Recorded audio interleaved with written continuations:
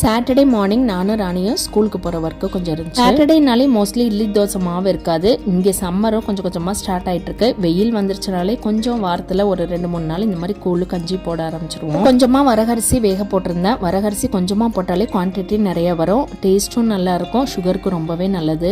வரகு சாதத்தோட கொஞ்சம் முளைக்கட்டின கம்பு கூழ் மாதிரி காய்ச்சி புளிக்க வச்சிருந்தேன். அதோட கொஞ்சம் மோர் சேர்த்துட்டு குள்ளுன்னு சம்மருக்கு சூப்பரான பிரேக்ஃபாஸ்ட் ரெடி பண்ணியாச்சு. இந்த கம்பங்கூழ் ராகி கூழுக்கெல்லாம் காம்பினேஷன் சொல்லவே வேண்டாம். நல்ல வறுத்த மோர் மிளகா இல்ல புளி மிளகா, கொஞ்சம் மாங்காய் ஊறுகாய் வீட்டுல ஹஸ்பண்ட் போட்டிருந்தாங்க. ஸோ அதை வச்சு சூப்பரா சாப்பிட்டாச்சு. சிறுகிழங்கு கொஞ்சம் வாங்கிட்டு வந்திருந்தாங்க. என்ன துணி துவைக்கிற மாதிரி இப்படி போட்டு அடிச்சிட்டு இருக்காங்க. ராணியோட அம்மா வந்து இந்த மாதிரி ஒரு துணிப்பையில போட்டுதான் இந்த கிழங்க அடிப்பாங்க. அப்ப தோல் வந்து ஈஸியா உறிஞ்சிடும். அதுக்கப்புறம் நம்ம கத்தி வச்சு லேசா சொரன்னா போதும்னு சொன்னாங்க. ராணி வீட்டுல அடிக்கடி இந்த கிழங்கு செய்வாங்க. எங்க வீட்டுல இதான் ஃபர்ஸ்ட் டைம். எப்பவும் போல உப்பு போட்டு ஊற வச்சு மசாலா போட்டு வறுத்துட்டாச்சு. சாட்டர்டேனால எங்களுக்கு பருப்பு கீரையும் இந்த கிழங்கும், பிரணவுக்கு 2 மேரினேஷன் போட்ட சிக்கன் வறுத்தாச்சு. பாய்.